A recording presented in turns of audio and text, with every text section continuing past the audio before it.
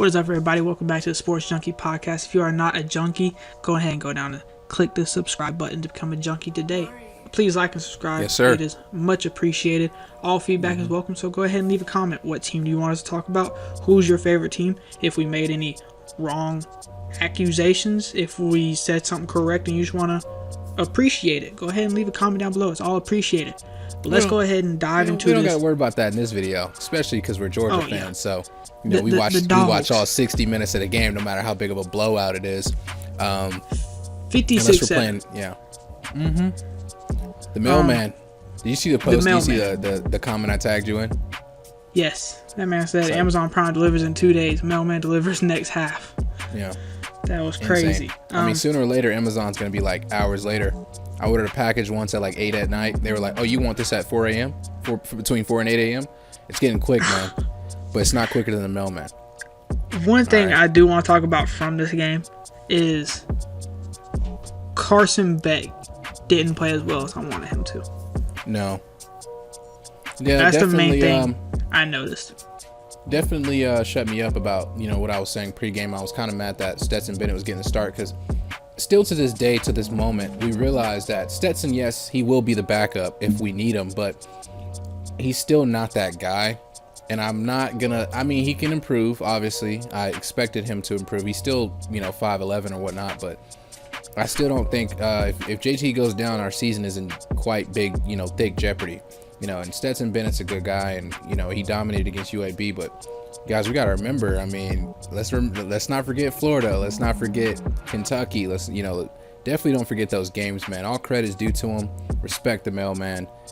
Jack, our kicker, he's a bit on and off, man. It's quite scary. It's weird, though. I'm like, you can make this game winner in the Peach Bowl. That's like, what was it, 56 yards? And then you like you miss these random kicks, and it's so weird to me, man. But hopefully Kirby can fix up the slight mistakes I'm seeing, and you know, there's still a lot of room to improve for this Georgia team because I really still feel like we could be. I mean, this was a perfect game in my opinion. We played near perfect besides Carson Beck. I wouldn't say pick six. I don't think I'd say perfect, honestly. Yeah, I really don't think I'd say perfect. I mean, yeah, near perfect. I would say near perfect. It was pretty good. If we played better on the rush offense, I understand we averaged 4.3 yards a carry. I completely understand that. But you guys think that was all with a 20-yard rush by Stetson Bennett. 12 yards out of 20 from Kenny McIntosh came from one run. 14 of 18 of James Cook's yards came from one run. You know, like there was a lot of these, like a long run, and then you get these 4 and 5 yard gains. I wish our run game would just played better, personally. Another thing is Brock Bowers is honestly the real deal. I think we have I mean, if Arik was playing tight end, but he's not. But we have a dual threat at tight end now with Darnell and Brock whenever Darnell comes back. And the scariest thing about that, and don't forget John Fitzpatrick, because he's pretty good too, but he's supposed to be our tight end 1, so that's even scarier, you know what I'm saying? Like, Brock Bowers is a third guy, but the thing is like, even that recruit we're looking at, like Georgia's pursuing pretty heavily, Oscar Delp, we get him, man, and you know, not saying, I don't want to say Reed Gilbert, because, you know, he's a wide receiver now, but dude, this Georgia team is looking pretty stacked. We're finally recruiting good offense. Yeah. And I mean, Todd Monken, the Todd Monken effect. I mean, Todd Monken dialed it up this game, man. Got to give him his credit because he was just prepared. I love the play calling. It looked a lot more creative than the Clemson game. I mean, keep in mind, it is UAB, so there's not much we should really take from this game other than, you know, some guys can make plays when we need them to, but I do agree with what you said about the run game. I mean, you're right. Out of everything, it does feel like the run game was a bit stiff and stagnant. Like we weren't. It just wasn't that. It wasn't that good. I don't think we're running these guys the proper way. It's not like that. James Cook. He's a good running back, but he's a pass catching running back, and he's not really been doing a lot of that. Like, he didn't have a single catch in this game. And then Kenny McIntosh is that outside guy. You want to run him to the outside. He's got speed. He's got agility. We don't really run him to the outside. Neither do we really do Kendall Milton either. Zamir White is the really all-around back. He can really do everything. He can make a man miss. He doesn't have the speed, but he can make someone miss. He can break a tackle. He can plow right through someone. But he is iffy sometimes when we run him to the outside and then all of a sudden run him up the middle when they're expecting it. So it's just weird. I wish they would fix the play calling, I guess you could say. I'm not gonna blame the backs just yet, just because it's so early in the season. But it's play calling. It's could 100% be not better, the backs, because we know we got some talent there. I will say this: I know Kenny McIntosh is our shiftiest running back. He's really our only shifty guy. And you can see that in his play style. He reminds me a lot of DeAndre Swift, the way he runs. He reminds me of Le'Veon Bell a lot, the way he runs. Zeus is kind of like that power guy, Elijah Holyfield. And, he's not too shifty, but like you said, he'll truck somebody. Like he trucked that guy at the end of the Clemson game for no reason. You know what I'm saying? Like got the first down and that's all he needed. But he was like, nah, I got to go ahead and sit this guy down real quick, give him some film to watch. But you're 100% correct. I just don't think our lanes are opening up good enough. Our backs have been clutch though this season. They've done some pretty clutch things, but I don't think we really have a running back that's that guy that finds the hole and bursts. We haven't really had that since. I guess you could say DeAndre Swift left. Don't get me wrong, Zeus is that guy. Honestly, I'm be honest. I think that guy is Kendall Milton. I just don't think that we're calling the correct plays. I'm not trying to blame anyone. I just think it's too early in the season to tell. Let me tell you this. Let me tell you exactly what it is. When Kirby brings in Todd Monken, he switches the offense to more of a pass-focused offense. So you see a lot of that creativity that we once had for the run game is now shifted more towards the pass game. And I feel like that could be the problem. Because, we know Kenny McIntosh is a beast. I'm looking back to that, I forgot who we were playing. It was like George Pickens' freshman year. Kenny McIntosh was a freshman. Kenny was like the 4th or 5th string running back on our roster. And he ran this like 38-yard touchdown. He was cutting, shifting. Run blockers are going out the way they were blocking. It was like a red team. Was it Arkansas State? I feel like it's Arkansas State. Think so. Might not have been. I don't remember. Or Austin P. I think it was Austin P. It was Austin. It's Austin P. And the crazy thing about that is like that. Even though I forgot that who was the offensive coordinator that season, because I forgot his name completely. Jim Chaney. It was the other guy, the bad guy. Oh my goodness. It was our tight ends quarterback coach. Yeah. Oh my goodness. Was it Todd Haley? No, that's Steelers. I'm trolling. What was his name? Oh my goodness. I forgot it. He's that forgettable, so it's good. It's not that bad. We don't need to remember his name. It'll just bring us more pain. But yeah, man, we've put a lot of our creativity into the passing game, and that's why we need Darnell Washington back. He is going to really open up the pass game. I know a lot of guys say Pickens, but that's true. That's another thing as well. Our wide receivers don't really get midfield separation. And what I say by that, we can outrun a guy and get an 80-yard touchdown, but when we're talking about the middle of the field, our guys aren't really breaking off of DBs. I don't know if you've noticed that. It was like that in Clemson. It's kind of like that this game. Like the middle of the field should be where a lot of our offense is coming, but a lot of our offense is going to the outside of the field, and we really need to open up that middle of the field. Guys need to get shiftier on offense. And something I've been saying for weeks, Arian Smith needs to be used because he's one of the fastest players in college football. And would you look at that 61-yard bomb from Stetson, the Mailman, Bennett. And we needed him against Clemson to run those deep routes. He wasn't doing it. Maybe he was, and they were just on top of it. But definitely seen some improvements from UGA, man. But I still think we could improve a lot of stuff. I'll say this is the last thing I guess I'll say. You could tell this game was experimental on the offense side of the ball. We wanted to see how we could move the ball down the field with just airing it out. You know this. Georgia never airs it out like that. Ever. Even against these small opponents. We never do that.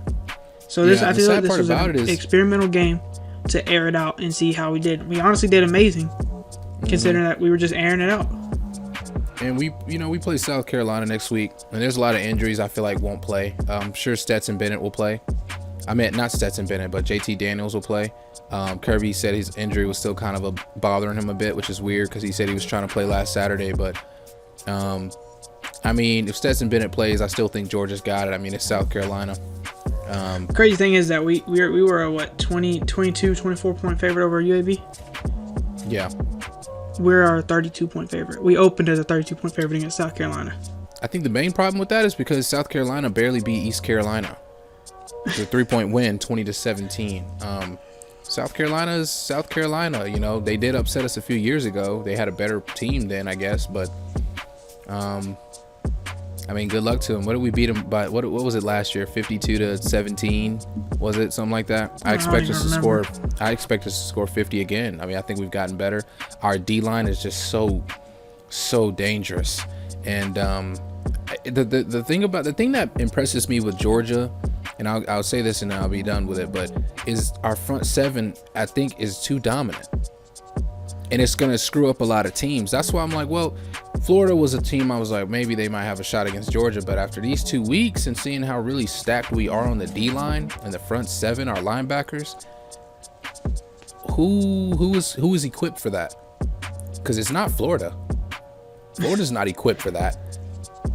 As good as I think they might be, or how good they could be, Florida's not equipped for what Georgia's about to come at them with. Too fast. Emory Jones can scramble, he can run, but we got Nakobe Dean, and Nakobe Dean is a quick sideline to sideline guy. We're not worried about that. Florida got a little quarterback battle going on right now.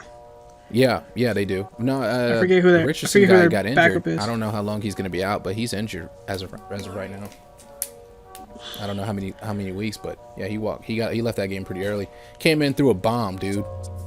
75 yards. Yeah, but like I said, Emory Jones. He can throw, but he's still working on that a bit. And we saw that week 1. He made some questionable throws. Week 2, easy game. They're going to play against Georgia with DBs. They're going to play against Georgia with the craziest front seven in college football. Yeah, good luck. And like I said, I just asked you who's the only team that's equipped for that. And the only team I see is Bama. So, I mean, once again, I see Georgia going 12-0. Respectfully. Florida got Bama to worry about right now this week. Oh yeah, because they play Bama this. We're gonna see what Florida really is. We're gonna see who Emory Jones really is.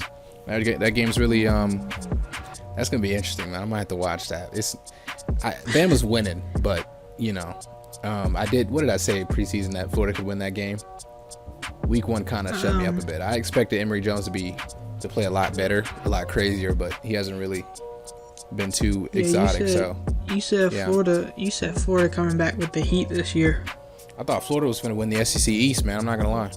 But Georgia, I knew Georgia was good, but they definitely look a lot better, and we're not even healthy, and that's scary. So I'm like, we don't beat Bama this year, we got some real problems.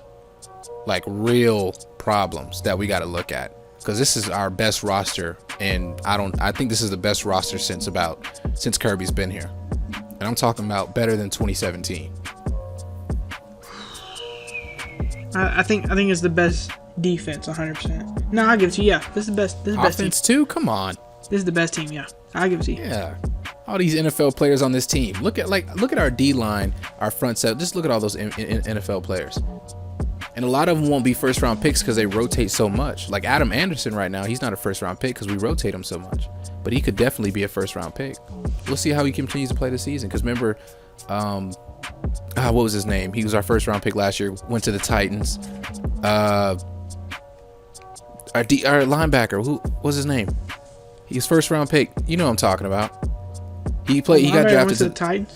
Yeah, he got drafted to the Titans. He was a first round pick. Ah man, oh my goodness, I can't believe I'm forgetting his name. But is he an outside linebacker? Was he number 13? He was number 13, I think. Azeez Ojulari. Azeez? He went to the Giants, bro. He got drafted by the Giants? Yeah. Are you sure? He got a sack. Yes. Who did we have go to the Titans then? That's like Monty Rice. Offensive lineman. I think that was Monty Rice. Monty Rice went to the Giants. No. What? I'm trolling then. Let me stop. This has been the Sports Junkies Podcast, man. I'm trolling. I'm gonna have to look this up after this. But until next time, guys. Make sure you subscribe today to become a junkie. It's been Cam Kid. Yes, sir.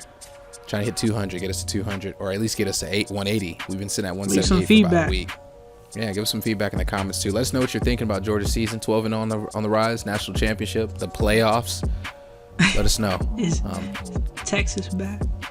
No, I can answer that for you. Until next time, guys, been Sports Junkies Podcast. See you soon.